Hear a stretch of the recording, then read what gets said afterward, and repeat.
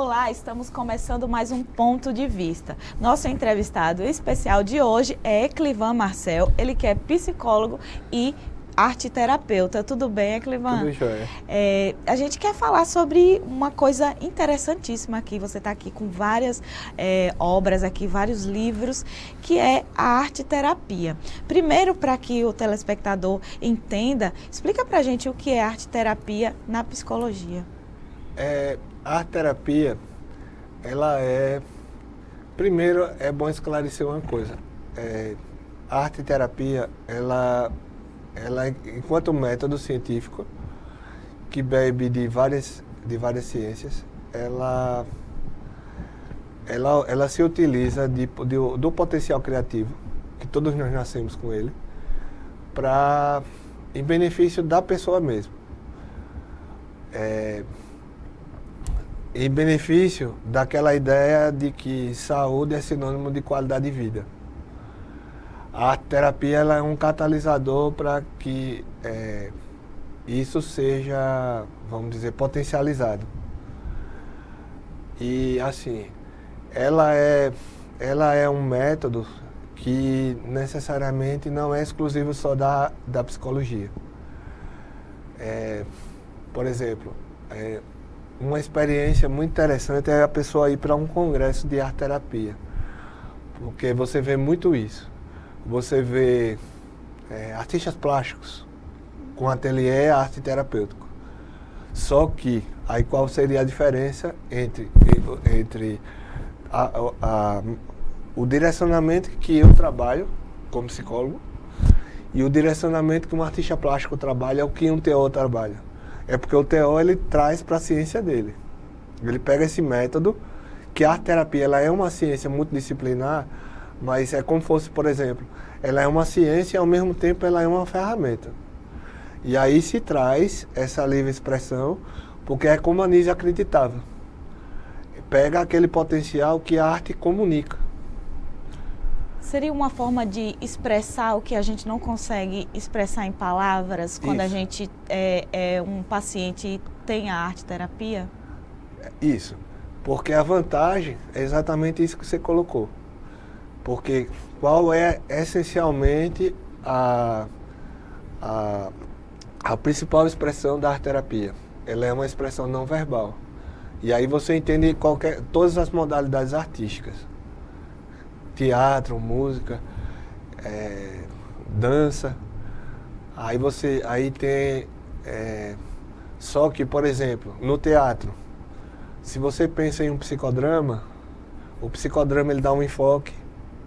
A arteterapia ela pega a dramatização, aquilo que o Moreno falava, que é o pai do psicodrama, o Jacob Levy Moreno, do inconsciente levado para o palco. Ele dizia muito isso. E trabalha dentro de um foco da arteterapia, que é um foco muito peculiar. Porque, por exemplo, o psicodrama, ele tem uma metodologia científica muito específica. É como, por exemplo, você pensar num teatro oprimido, do Augusto Boal. O Augusto Boal, você pode trazer algumas ideias do teatro oprimido e do teatro oficina para a arteterapia. Mas o que constitui o teatro oprimido e a técnica de dramatização da arteterapia em si é bem diferente. É como a ideia da musicoterapia. A maneira como se trabalha musicalização dentro de um enfoque da arteterapia é diferente da musicoterapia. Quem iniciou os estudos da arteterapia no mundo? Que autores a gente pode citar que realmente no mundo deram start para utilizar a arte na terapia de pacientes? Tem duas pessoas aqui, nesse livro que é da minha formadora, da Patrícia, que é uma pessoa da Inglaterra, que é a Margaret Mead e Elizabeth Nauburg. Eu não sei nem pronunciar, porque é em inglês. Uma pensou uma pensou nos Estados Unidos da seguinte forma: como seria a arte num contexto de consultório? E a outra pensou em arte, que aí ela chamou de arte e psicoterapia. E a outra, na Inglaterra, pensou em arte num contexto de grupo. E aí, os nomes delas são Margaret Neiburg e Florence Kane. E a Florence Kane, a Margaret na Inglaterra, ela chega e diz como é que seria isso no contexto de grupo. Até para otimizar o processo terapêutico. Por que otimiza? Porque no contexto de grupo, eu que trago uma queixa, ou trago alguma questão para o grupo, a sua experiência me ensina. Além do próprio contexto de produção e de partilhar dessa produção, que necessariamente a pessoa pode chegar e dizer assim: olha, eu não quero falar, mas já surtiu um efeito para ela, só o fato dela pegar e jogar na produção plástica. Porque muito da produção de arte-terapia, principalmente, não que a arte-terapia se resuma a isso, mas muito dos trabalhos são de artes plásticas. E aí é muito isso. Acaba sendo também uma arte que realmente gera obra de arte, né? Sem ser esse o objetivo. E aí se entra naquele conceito polêmico, né? O que é arte hoje? Pois é. Que a Nise, quando iniciou o trabalho dela, deu uma bagunçada nisso. Porque ela não gostava do termo, a estrutura do trabalho dela era toda de arte-terapia. Tanto é que a Mônica Gutmann, que é uma arte-terapeuta, se eu não me engano, ela é de Belo Horizonte. Não, Belo Horizonte não, ela é de São Paulo. Eu não tenho muita... Ela dizia uma coisa que é muito interessante. Que ela dizia que a arte-terapia no Brasil começou com Nise. Mas se você pega a história da Nise,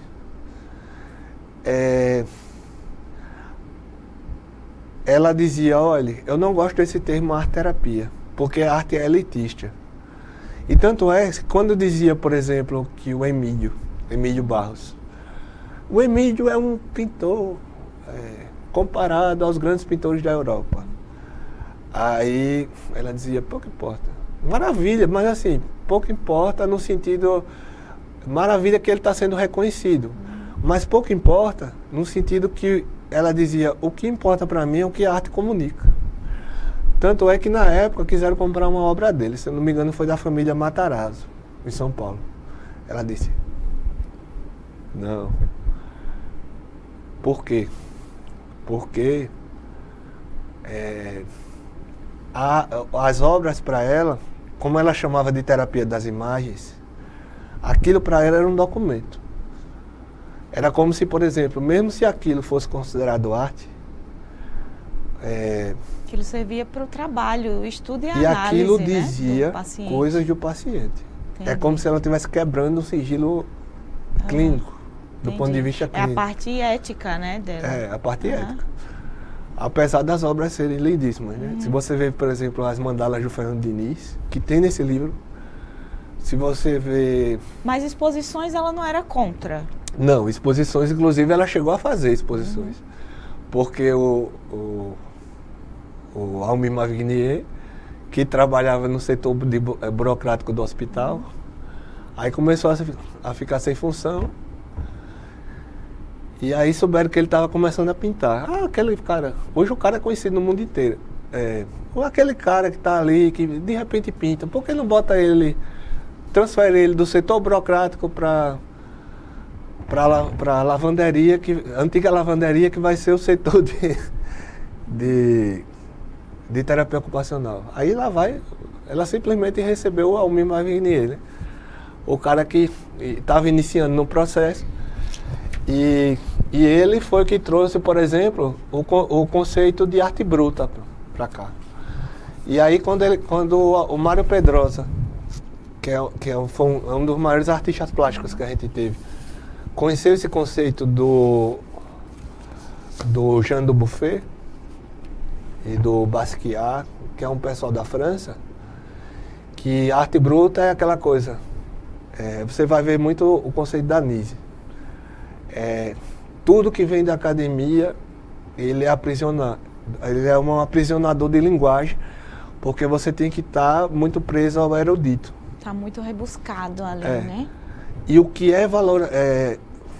é extremamente valoroso é aquela expressão de linguagem extremamente humana, a linguagem do inconsciente. Uhum. E aí entrou a coisa da arte bruta. Uhum. O Mário Pedrosa conhece, e ao conhecer o trabalho da Nise, ele traz para cá e formula um conceito chamado arte virgem. E aí... seria essa arte não lapidada, realmente do inconsciente. E aí subverte o conceito de estética. Assim, de estética que eu falo no sentido acadêmico. Eu assisti, há uns anos atrás, a peça Nise Senhora das Imagens. No roteiro da peça, que era um monólogo com a Mariana Terra, aí dizia as suspeitas que se tinha sobre essas obras. A Nise está pegando obras de pintores, grandes pintores e desconhecidos para esses pacientes pintarem. Isso nada disso. Uhum. Não tem nenhum relato na história da pesquisa dela que comprove isso. E assim, e aí ela talvez ela não conhecesse essa história, esse histórico da arte-terapia. Mas, por exemplo, quando ela diz, eu não valorizo a estética acadêmica, isso é arte-terapia. Quando ela junta, quando ela acompanha, quando ela introduz a questão do afeto catalisador. Isso ela pega da arte e psicoterapia,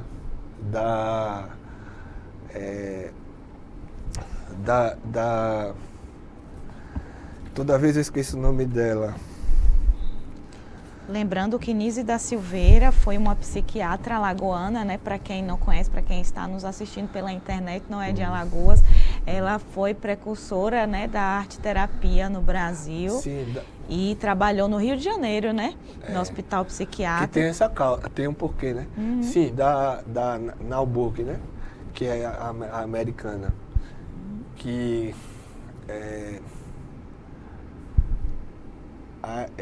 ela pega e junta tudo, né? Porque o afeto catalisador, ela chega e diz, se tem uma uniformização, ele diz assim, olha, todo esquizofrênico tem embotamento afetivo. Aí, de repente, ela descobre que quando ela foi presa, ela foi dedurada.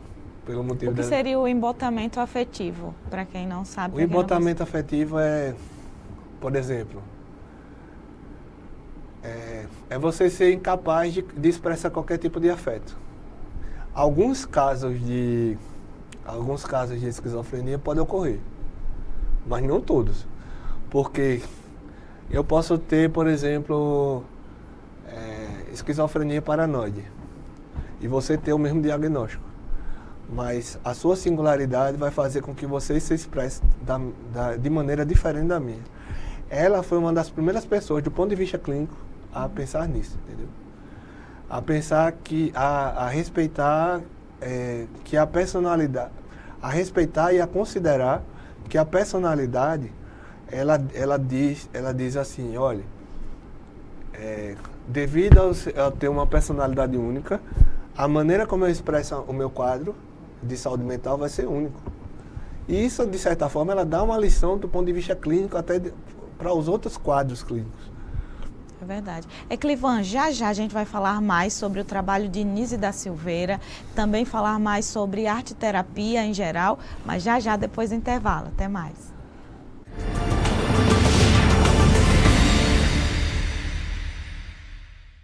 Novo ensino médio. Quem conhece, aprova. Eu quero fazer jornalismo. Eu quero ser professora. É o que eu amo. E eu, design de games. Eu quero um curso técnico para já poder trabalhar. Com o novo ensino médio, você tem mais liberdade para escolher o que estudar, de acordo com a sua vocação. É a liberdade que você queria para decidir o seu futuro. Quem conhece o novo ensino médio? Aprova. Acesse o site e saiba mais. Ministério da Educação, Governo Federal, Ordem e Progresso. A ditadura foi uma época de violação de direitos. E muitos dos documentos que contavam os detalhes sobre os crimes cometidos foram censurados, escondidos ou destruídos. Hoje, muitos deles estão disponíveis no site pnmdigital.mpf.mp.br. Acesse, pesquise e não deixe a história desaparecer, muito menos se repetir. Incentivar o diagnóstico precoce para HIV é um modo de a igreja contribuir com a sociedade. Muitas pessoas descobrem tarde que estão doentes e acabam falecendo sem ter acesso aos recursos do tratamento. Ajude a difundir a campanha e cuide bem de você e de todos os que você ama. Faça o teste HIV. O teste é gratuito, sigiloso e um direito da pessoa.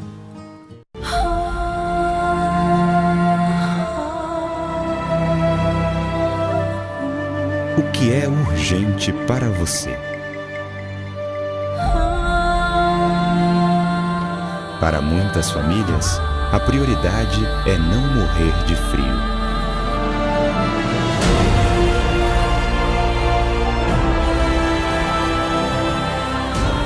Eu agradeço todo mundo que está doando os cobertor por causa do frio, né? Para esquentar meus filhos, principalmente, né? A gente é pobre e nem sempre a gente tem dinheiro para comprar, né? Preciso da LBV. Aqueceu o meu coração.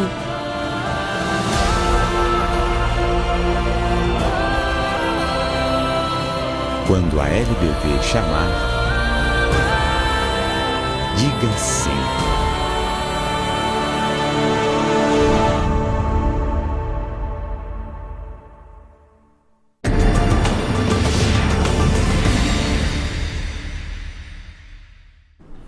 Estamos de volta com o nosso ponto de vista. Estamos aqui com Eclivan Marcel, ele que é psicólogo e psicoterapeuta, está nos falando sobre arte e terapia e também o trabalho de Nise da Silveira, que ele é especialista. Eclivan, a gente não tem como falar em psicologia sem falar em Freud, que é o primeiro nome que a gente lembra.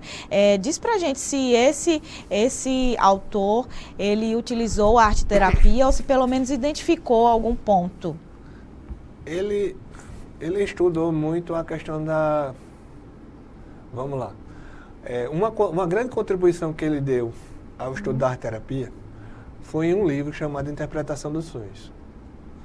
Porque ele fala nessa interpretação dos sonhos, de uma linguagem chamada linguagem onírica. Aí você diz, qual é a relação que isso tem com a arte?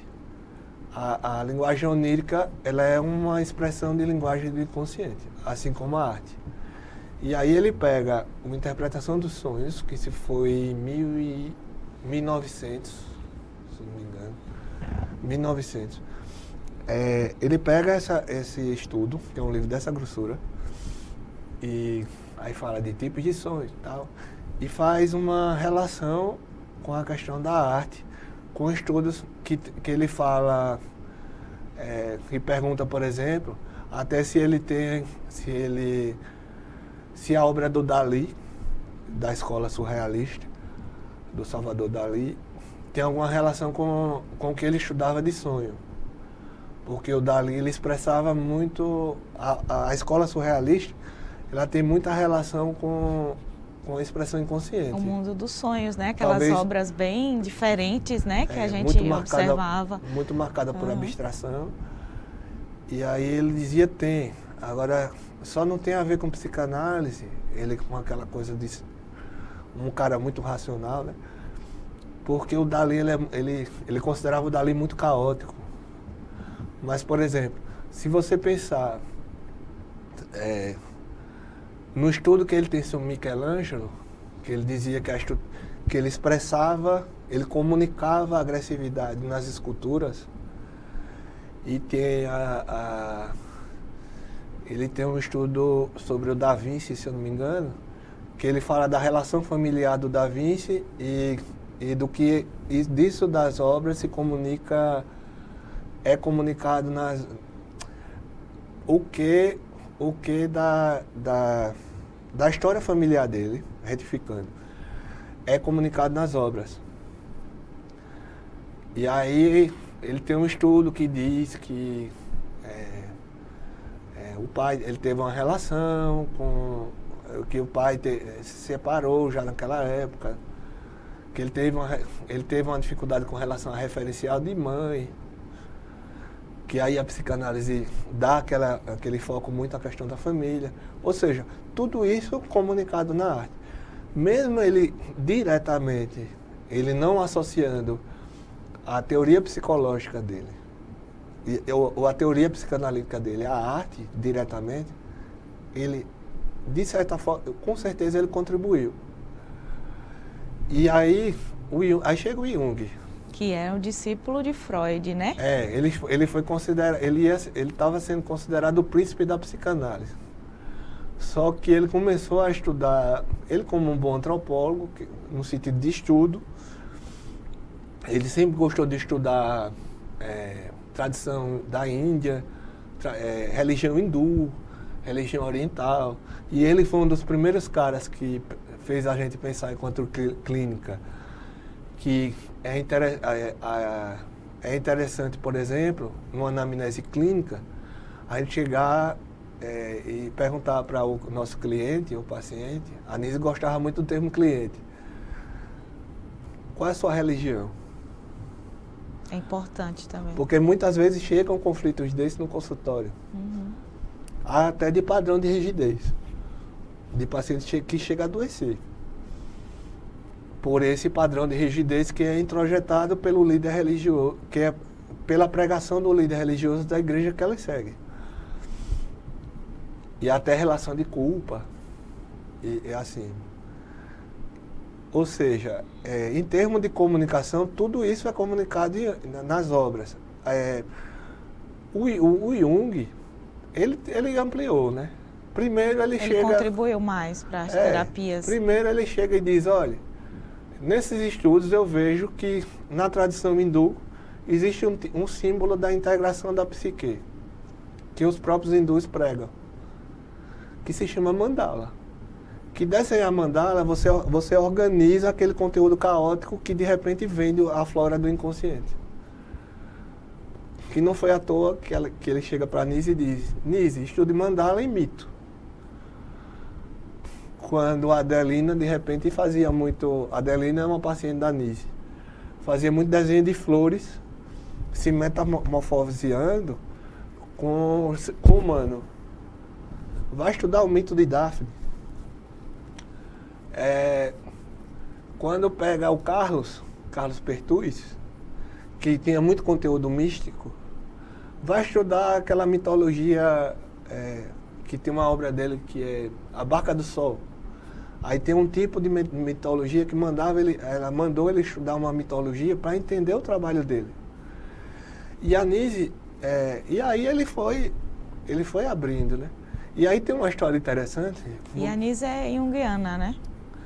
A Nise... Como é o trabalho dela nesse ponto? A Nise, analisando ela bebeu de todas as fontes, né? O Jung foi o grande mestre dela. Mas assim, ela conseguiu pegar de várias fontes. Inclusive ela tem um dizer que tem muito a ver com isso, que ela dizia, olha, eu aprendo mais com Machado de Assis do que com os grandes compêndios de psiquiatria. E o Machado de Assis, ele tem uma obra chamada, que é um dos contos dele, chamado Contos Avessos, O Alienista, que até hoje, quem pensa uma noção de saúde mental mais avançada, usa essa noção. Que o Simão Bacamarte chega no final, ele junta todo mundo na Casa Verde, e aí ele chega à conclusão que o Simão Bacamarte é o alienista, que é o psiquiatra da época. Aí ele chega e faz, aqui nessa Casa Verde se fundou uma ordem social. E se fundou uma ordem social, Porque ele começou a tirar todo mundo que estava fugindo do padrão da cidade. Né? O mendigo está fugindo da ordem social. Então, e aí subtende a ideia de higienismo que vem depois. Aí, vamos prender. O divorciado, vamos prender. O promíscuo, vamos prender. Aí quando ele prende todo mundo da cidade, ele disse, olha, aqui fundou uma ordem social. Então, quem é que foge o padrão? Sou eu.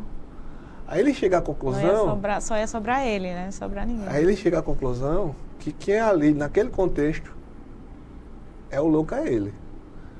Ou seja, o que é que isso tem a ver? É a noção de loucura que a antipsiquiatria acredita. E olha que a antipsiquiatria veio depois. Aí você pensa que era uma coisa que o Jung acreditava, memória genética. Pois é, aí eu queria que você definisse essa loucura. O que é a loucura para ser tratada também pela psicologia, pela arte-terapia, pela psiquiatria?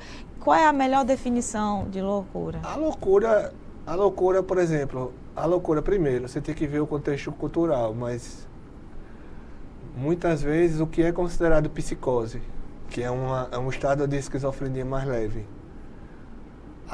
aqui, que é sinônimo de loucura, que faz, por exemplo, com que o cara tenha uma alucinação e veja uns bichos em cima de um capô do carro, em plena Fernandes Lima, e metam pedra, e aí a polícia vai fazer papel de enfermeiro e leve para o Porto do Ramalho, por exemplo, que eram umas experiências que eu tive na época de estagiário.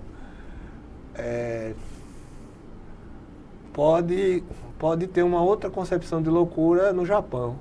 Pode ter uma outra concepção de loucura no Oriente Médio. Por exemplo... Também é um contexto social, um contexto de onde se vive, né? Por exemplo, o suicídio, em certas regiões do Oriente Médio, é mais até glamorizado nessas regiões. Principalmente onde tem homem-bomba. Que tem aquelas cenas do corpo do homem-bomba sendo saído em praça pública como se o cara fosse um Marte. Como que no Ocidente. E como que no Japão. O Japão, por exemplo, o tipo de suicídio deles é muito associado também à questão da coisa da autocobrança. Que tinha um tempo atrás, que teve uma pesquisa, que era um alto índice de suicídio de jovens que não passavam no vestibular. Aquela coisa dele não ter estrutura psíquica de ouvir do pai. Olha, você fracassou, tal. Nesse sentido, pela rigidez. E aí tem uma outra concepção, porque lá tem a coisa tem uma coisa do que é mais naturalizado, que não deveria, mas que é. Aqui no Brasil e no Ocidente, a coisa do suicídio, ela é até tabu, né, de se falar. E às vezes se considera como loucura e às vezes não. E assim, a definição de loucura é muito aquela coisa de... Eu vejo, pela minha experiência, até de trabalhar muito com paciente esquizofrênico, com arte, você estar preso a uma realidade que é só sua. Muito preso. E ter a dificuldade de interagir com a realidade da maioria. E aí a psiquiatria tem a coisa que eu defendo, até a troca... Você, em alguns casos, você trabalhar com o biológico e trabalhar com o psicológico junto. Ou seja, nós da psicologia trocando figurinhas com ele.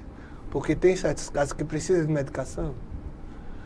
E assim, um conceito único de loucura, na minha concepção, ele não tem. Pelo que eu venho estudando. Porque aí, por exemplo, se você pega, por exemplo, um livro do Foucault, do Michel Foucault, o Michel Foucault ele vai analisar isso socio-historicamente. A depender de uma época, a loucura vai ser encarada de uma forma, a depender de outra. O Foucault ele via a loucura muito sobre a ótica do excluído. E aí ele tem a ver muito com a ideia do higienismo, né? Porque os leprosários E a história da loucura, se você pensar, os loucos, ao mesmo tempo que eles foram considerados algo divino, eles foram endemoniados.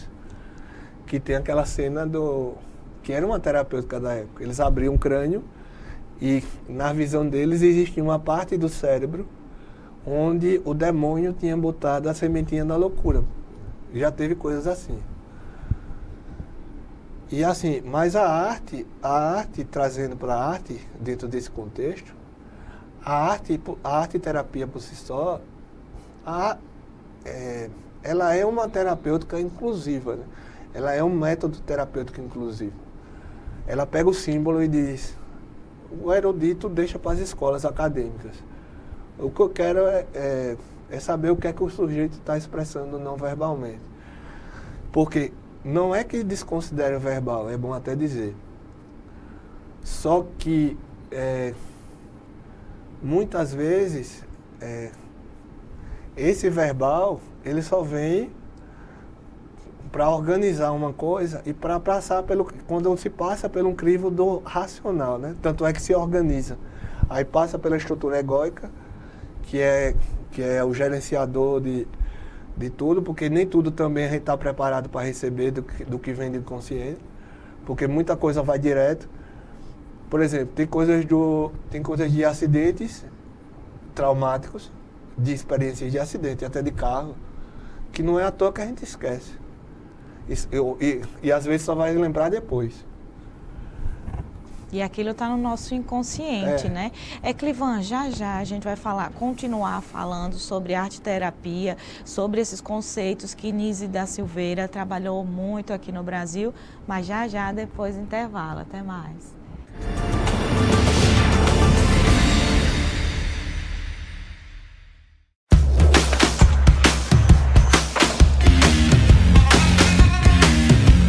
Se você gosta de ação e completa 18 anos, vai se surpreender com as Forças Armadas. Procure a junta de serviço militar mais próxima e aliste-se. Você só precisa da certidão de nascimento, comprovante de residência e 2 fotos 3x4. Ministério da Defesa, Governo Federal. Como brasileiro, eu me sinto responsável pela preservação dessa riqueza natural.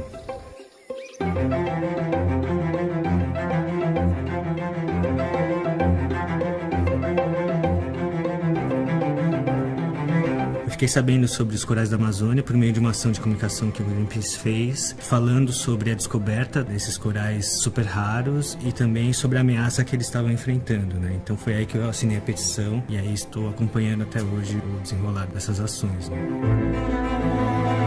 O que me motiva a fazer parte do Greenpeace, em primeiro lugar, a questão da proteção ambiental, em segundo, porque eu confio muito no Greenpeace, eu acredito muito no impacto do trabalho da organização. Uma imagem que vem bem forte na minha cabeça foi aquela ação no Cristo Redentor e também da ação contra a caça de baleias. Eu sou contra a ação das petrolíferas por conta do grande risco de um desastre ambiental, causando a morte dos corais e também um impacto em toda a população que sobrevive por meio da pesca ou do turismo naquela região. Eu e mais 1.700.000 pessoas já assinamos a petição, mas precisamos que mais pessoas se envolvam com essa campanha, para que essa ameaça deixe de existir completamente. Eu sou Victor Teramoto, doador, e também defendo os corais da Amazônia. Venha com a gente, somos Greenpeace. A expectativa de vida no Brasil está crescendo. Você pode escolher entre ficar parado ou viver uma vida longa e proveitosa. Abandone vícios que fazem mal à sua saúde e apoie-se em práticas saudáveis. Você vai descobrir que pode ir muito mais longe. Envelhecimento ativo. A gente apoia essa ideia. Santa Casa de Misericórdia de Maceió, em defesa da vida.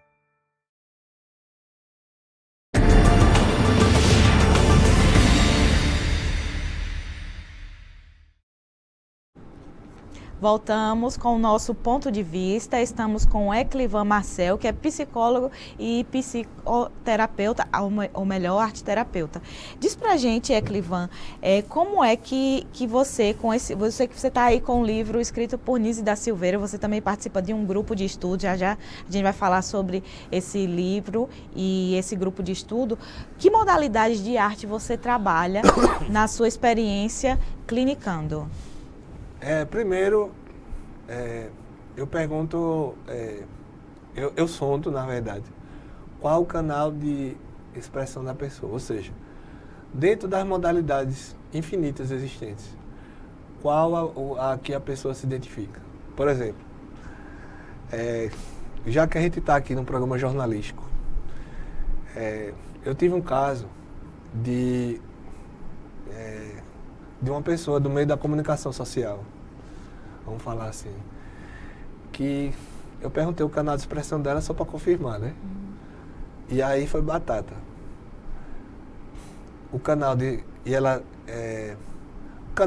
Ela gostava de escrever diário e tal. O canal de expressão dela é a escrita dessa pessoa. E aí eu trabalhei com escrita. Só que aí você pergunta, só escrita? Não. Eu pegava, por exemplo, imagens, baseado nessas imagens. Primeiro, olhe para elas atentamente. Um exemplo de atividade.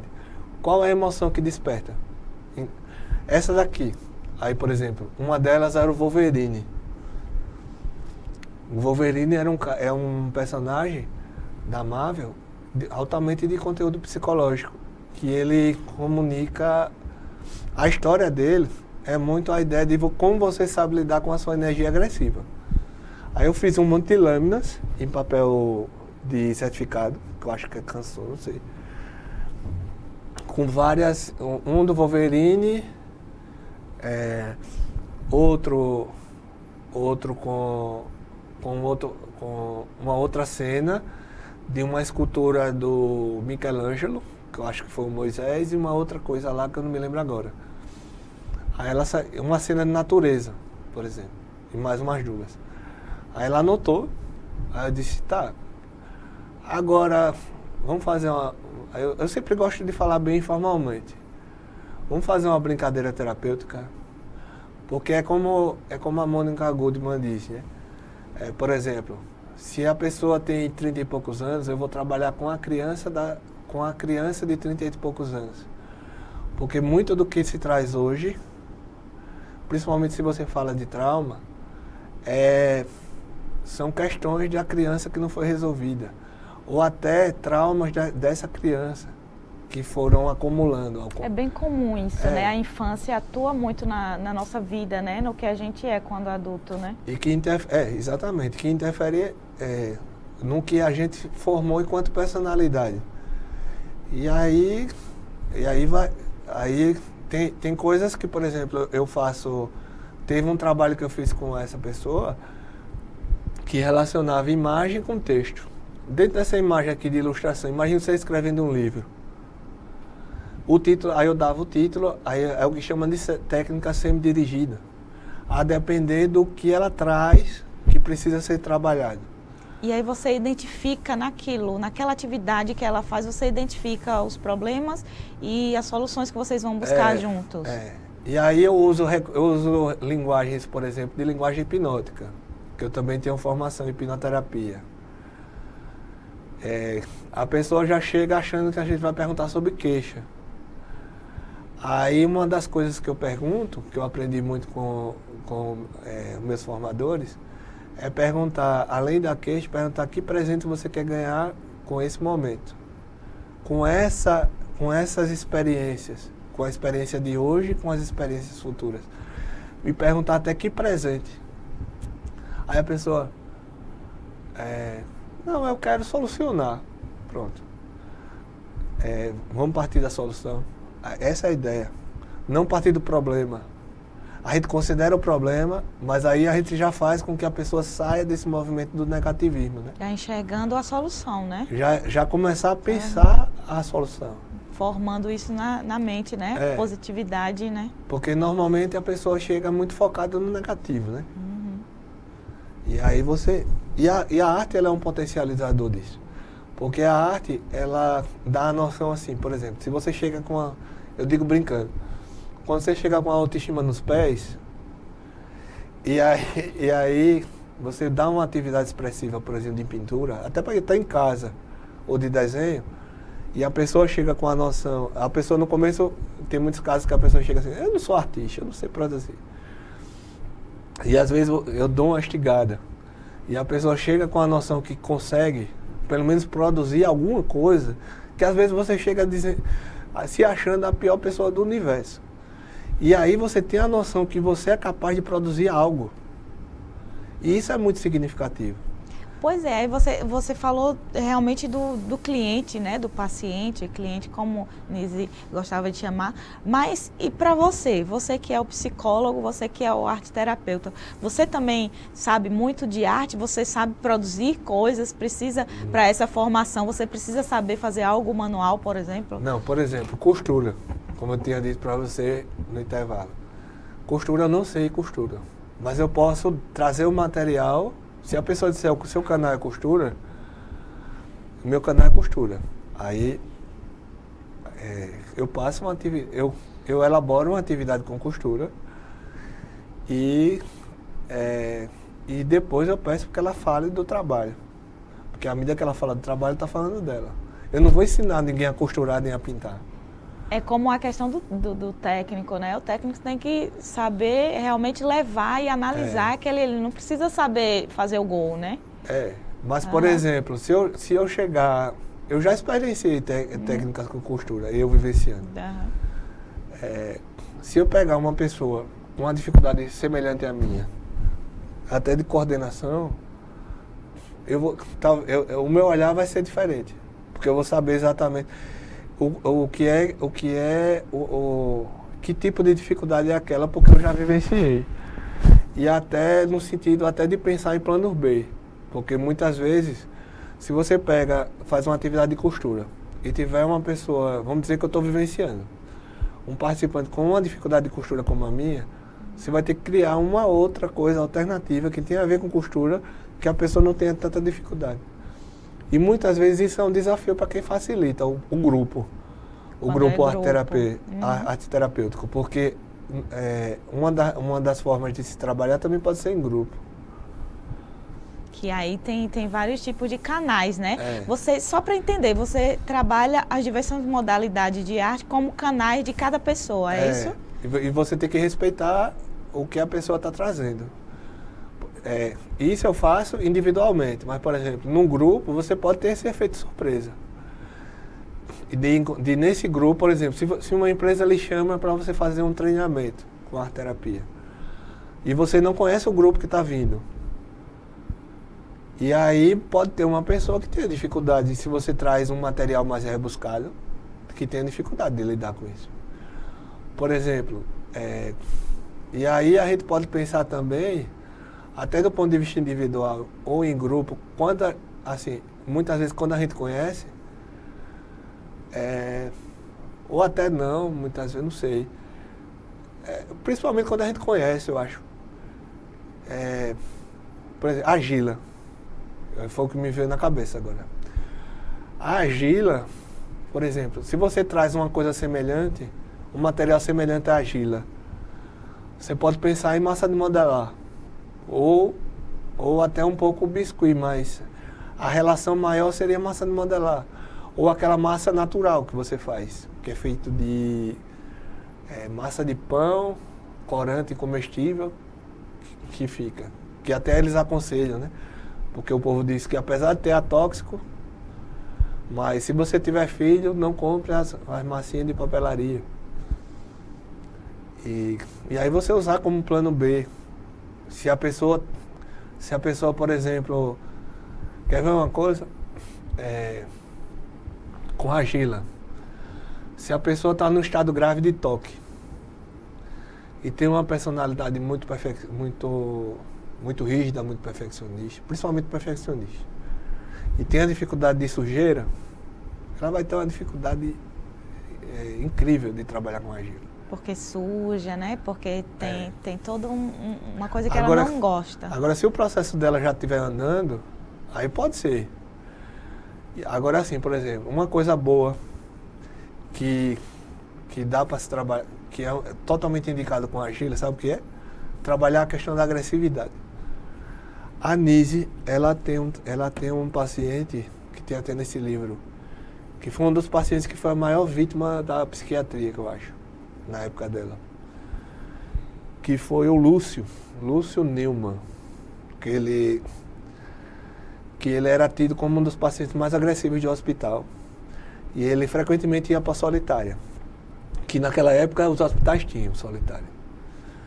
E aí a Nise, quando soube, ela foi visitar ele na Solitária. No começo, ele é hostil.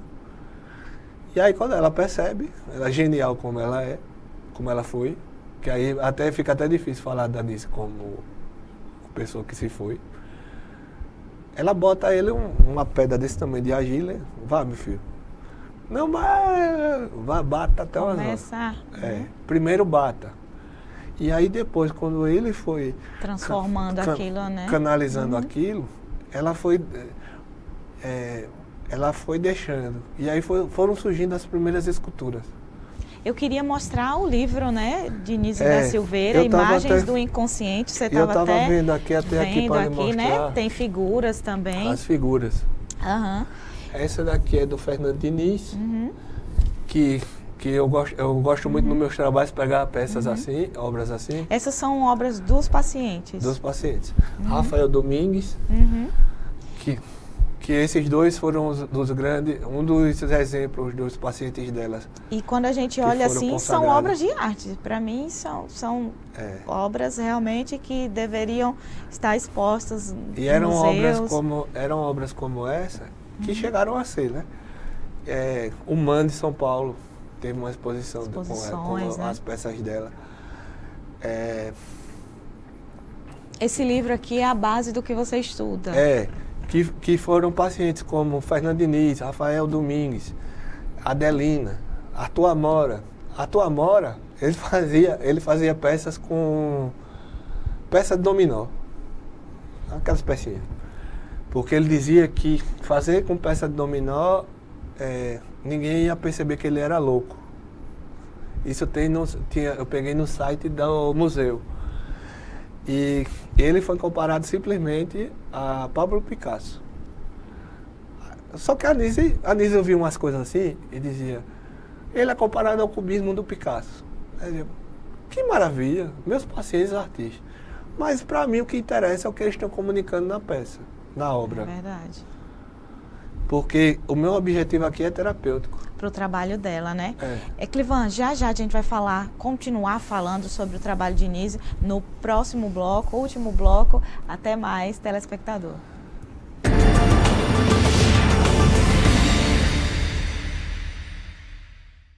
Nossa, bonita essa história. Não, é tão bom a gente poder fazer uma história brasileira. Poder filmar o Brasil. Poder emocionar as pessoas com uma história assim. E um país jovem que vai se conhecendo também através dos seus filmes, né? Acho que o público consegue perceber a qualidade das produções nas diversas telas, né? Não é só a tela do cinema também. Né? Tem as séries que chegam a qualquer lugar. A gente produz praticamente mais de uma centena de filmes no Brasil, de vários gêneros diferentes. Audiovisual brasileiro, grande como o Brasil. Assista, recomende, valorize o que é seu. Ancine e Governo Federal. A senhora me viu. Eu sou negro. Atravessou a rua. Você é bandido. E do outro lado eu olhei, tinha 2 rapazes brancos e ela foi assaltada. Eu estava no ônibus com meu ex-marido, que é branco. Teve uma blitz. Eu, a única mulher negra, fui a única a ser revistada. Eu nunca fui parado numa blitz. Onde você guarda o seu racismo? Não guarde, jogue fora. Quando aquele seu amigo namorador teve a primeira filha, você falou que ele passou de consumidor a fornecedor? Já aproveitou o ônibus lotado para se aproveitar da passageira? Já falou, prendam suas cabras que meu bode tá solto? Pode parar. Isso incentiva o machismo e a violência sexual. A gente só muda a cultura do estupro mudando o nosso modo de ver o mundo. Machismo. Já passou da hora.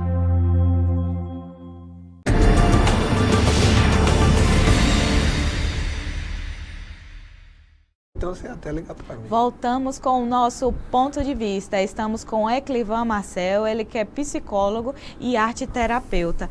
Eclivan, diz pra gente realmente qual é a atividade no seu grupo de estudo, né, sobre essa alagoana psiquiatra que foi Nise da Silveira. A gente atualmente está estudando exatamente esse livro.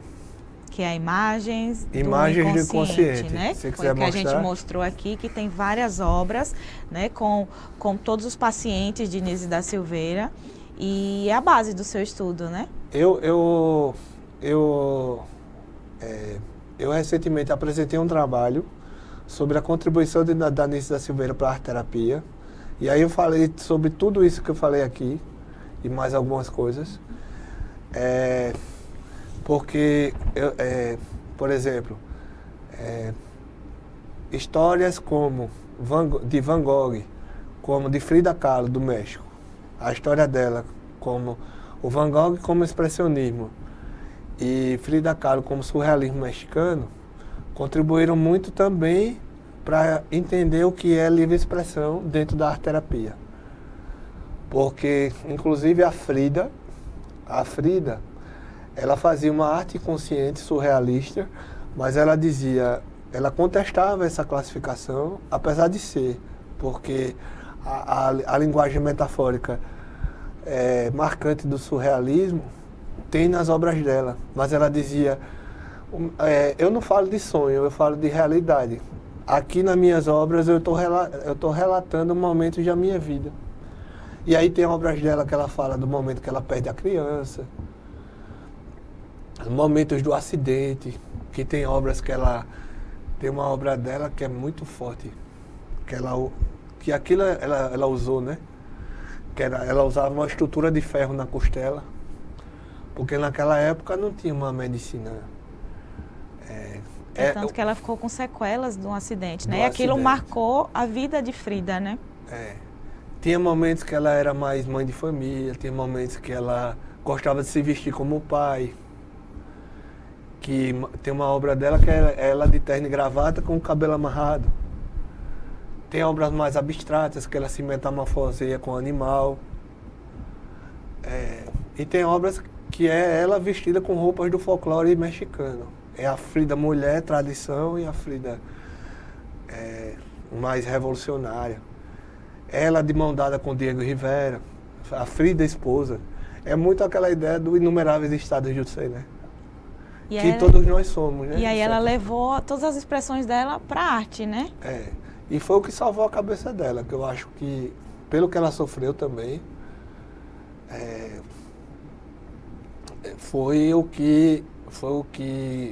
foi catártico para ela. E catártico até dentro da ideia do amigo do Freud, do Breuer. Que à medida que você joga, você já começa um processo de elaboração também. E é isso que a arte-terapia busca, é catalisar isso aí para a arte, mostrar as expressões. Quantas pessoas participam desse grupo de estudo? Onde é que vocês funcionam? Como é realmente os trabalhos feitos lá? Esse grupo de estudo, ele funciona em frente à Panificação Brasil, no espaço... no bairro do Poço, no né? bairro do aqui Poço, em Maceió. Na clínica e espaço de arte-terapia, onde lá funciona o grupo de arte-terapia Kids, funciona a formação de arte-terapia e agora está funcionando esse grupo de estudos, que é o Nise da Silveira do Coração ao Método, que a gente antes estava no arquivo público, só que por questão de violência lá do Jaraguá, a gente teve que sair de lá para ir lá para o Poço. E aí vocês trabalham também a formação, né, do profissional. Apenas psicólogos podem ser arteterapeutas ou não?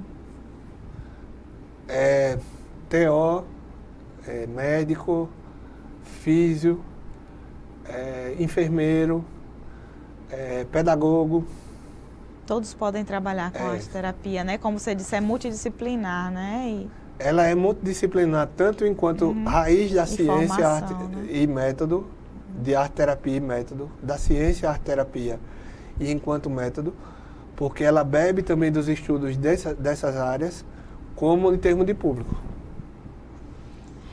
A gente vai deixar o seu contato também, né? Porque quem quiser saber mais sobre a arte terapia, quem quiser saber mais sobre formação, também o centro de vocês tem um 999950748, né? Para saber sobre tudo e também participar, né? Algum profissional que queira participar com vocês lá no grupo, é aberto? É aberto. E para esses outros grupos específicos do Arte Terapia Kids e de formação em arte terapia, tem esse telefone aqui da Patrícia. Que é a Patrícia, né? Que é referência lá, né? Patrícia Rose, que é o 9999-6647 e o 9922-4373, que é lá desse centro de referência. Fala pra gente, era isso que eu queria te perguntar. Aqui em Alagoas tem algum centro de referência em arte terapia e também em algum outro centro público se trata pacientes com arte terapia? Individualmente sim. Tem um grupo da Integra, que é o que fica ali perto ali no Farol. Mas são particulares ou são públicos? São particulares que tem a ver com eles têm uma parte de clínica social. E como é que se diz? São centros de referência mesmo? Existe uma resolução que tem uma esperança que a arte terapia, uma resolução do Ministério da Saúde, que a arte terapia foi incluída no rol das terapias acolhedoras. E aí existe uma esperança que, se os conselhos, principalmente os conselhos dessas classes, eles regulamentarem isso, por exemplo, o conselho de psicologia, ele regulamentar enquanto a prática do psicólogo, o que é que se deve fazer, o que não deve, em termos de conselho federal e conselho regional, e assim como as outras práticas. As outras áreas, no caso. Seria um regramento, né, de cada profissão. Por exemplo, na pedagogia, quem regulamenta a profissão de pedagogo. Como seria o pedagogo, além da arte-educação, um pedagogo arte-terapeuta? Entende? Assim, como é que isso seria regulamentado em termos de lei? Até para se pensar, por exemplo, futuramente em abrir concurso. Aí botar no edital, queremos um pedagogo arte-terapeuta, queremos um psicólogo arte-terapeuta, queremos um terapeuta ocupacional arte-terapeuta. Isso vai desenvolver muito, né, realmente esse tratamento e também as profissões, né, com a arte-terapia, né? E aí, é bom ressaltar que esse telefone aqui, esse telefone aqui desse grupo, que você leu embaixo, ele é da outra facilitadora, que é a Mary, por exemplo. A Merilene, ela é pedagoga e arte-terapeuta. Aí, assim, hoje a Patrícia tem um grupo. Hoje ela tem um grupo, o Rodrigo, que ele é terapeuta ocupacional da Pala, que é da equipe dela hoje. E trabalha com crianças também, trabalha com crianças. Isso é muito importante, não trabalhar só com adulto, mas também com a criança, né? Clivan, a gente vai agradecer sua participação aqui, a gente já está no minuto final do nosso programa, já convidando você para falar mais sobre arte terapia e outras oportunidades. Obrigado. Obrigada pela presença, obrigada também, telespectador do Ponto de Vista.